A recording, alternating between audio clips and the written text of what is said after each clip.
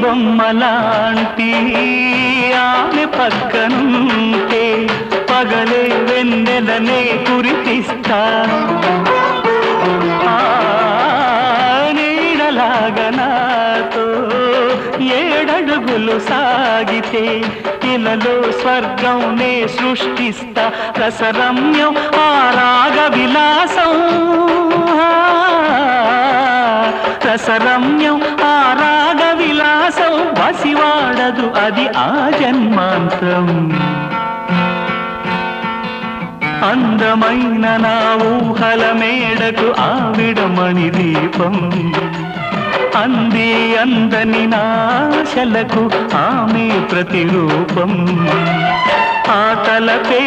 నా ధ్యానం ఆ అభినవ దేవత నా ప్రాణ